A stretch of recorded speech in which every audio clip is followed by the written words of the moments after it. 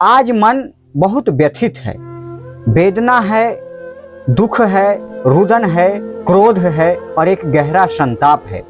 जरा अपने मन में विचार कीजिए, आपने जिस माँ का दूध पिया हो, यदि उसके साथ कोई अत्याचार करे, उसे कोई कसाई घसीटते हुए लेकर जाए, तो आपकी क्या प्रतिक्रिया होगी? क्या आप पहले प्रशासन में एफआईआर दर्ज करवाने जाएंगे और फिर उसका एक लंबा इंतजार करेंगे, या आप सक्षम होंगे, आप एक सपूत होंगे तो उसी समय उसका जवाब देंगे, प्रतिक्रिया देंगे और उस कसाई का अंत करेंगे? भारत की संस्कृति में गाय को मां का दर्जा दिया गया है। करोड़ों लोग उसे श्रद्धा और आस्था के साथ देखते हैं। उसके दूध पीकर हमारे परिवार के बच्चे बड़े होते हैं। लेकिन बड़े ही दुख की बात है कि जिस देश में गाय को मां का दर्जा दिया जाता है, उस देश में कसाईयों के द्वारा लाखों गायों की वध कर दिया जाता है। तो इस अत्याचार के रोकने की जिम्मेदारी किसकी है? इस देश की एक बहुत बड़ी विडंबना है कि गौ रक्षकों को, गाय को रक्षा करने वालों को आजीवन कारावास दे दिया जाता है और गौ तस्करों को, गौ कसी करने वाले को बस नाम मात्र की सजा। वो खुलेआम घूमते हैं, खुलेआम गौ का वध कर रहे हैं, खुलेआम गाय का तस्करी कर रहा है। आखिर कौन है इसका जिम्मेदार? हाल ही में 13 जून 2026 को मध्य प्रदेश के एक कोर्ट ने 14 गौरक्षकों को आजीवन कारावास का सजा सुना दिया। उनका जुर्म बस इतना सा था कि गौ तस्करों को, जो गाय को निर्मम तरीके से गौ का वध करने के लिए लेकर जा रहा था, उसको पकड़े थे और उसे पिटाई किए थे। इसके पीछे क्रोनोलॉजी क्या है मैं बताता हूं। 2 अगस्त 2022 के मध्य रात्रि को मध्य प्रदेश के नर्मदापुरम जिले के सिवनी मालवा क्षेत्र से एक ट्रक गुजर रहा था, जिसमें क्रूरतापूर्वक मवेशी को लादा गया था। यह ट्रक महाराष्ट्र के अमरावती से पशु को तस्करी कर लेकर चला था। फिर क्या था कि कुछ स्थानीय लोगों को इसका भनक लग जाता है और फिर मध्य प्रदेश के नर्मदापुरम जिले के बड़ाखर गांव के पास रोक लिया जाता है।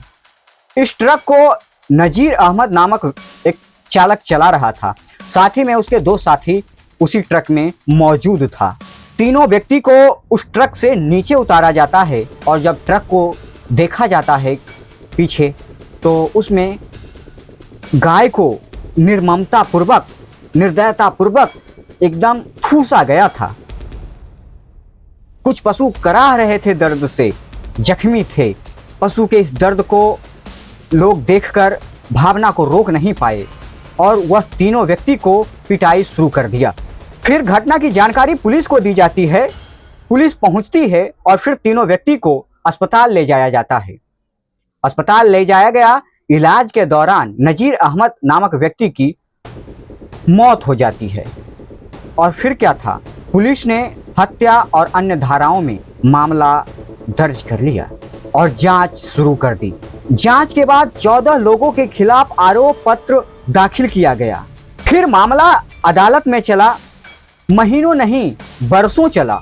करीब 3 साल बाद 13 जून 2026 को अदालत में एक मुस्लिम महिला तबस्सुम खान नामक न्यायाधीश सभी 14 आरोपियों को दोषी माना और सभी को उम्र कैद की सजा सुना दी।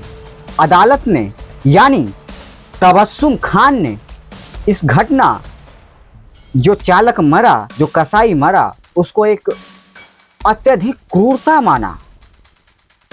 अब मैं न्यायालय से ही जानने का प्रयास करता हूं, उन्हीं से सवाल करना चाहता हूं, क्या एक कसाई जो सैकड़ों गाय को निर्दयता पूर्वक ले जा रहा था, वो क्रूरता आपको नहीं दिख रहा था? हजारों लाखों गायों की वध हो रहा है, वो आपको क्रूरता नहीं दिख रहा है। और एक कसाई को पीटा गया और इलाज के दौरान मौत हो गया, उसकी मृत्यु हो जाती है, तो वो क्रूरता आपको दिख जाता है।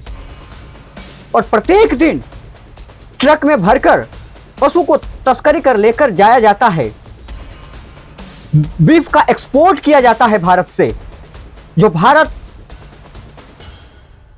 गाय को माता मानती है, भारत में गाय को माता का दर्जा दिया जाता है, उस भारत में गाय का प्रत्येक दिन वध हो रहा है, वो आपको नहीं दिखाई दे रहा है।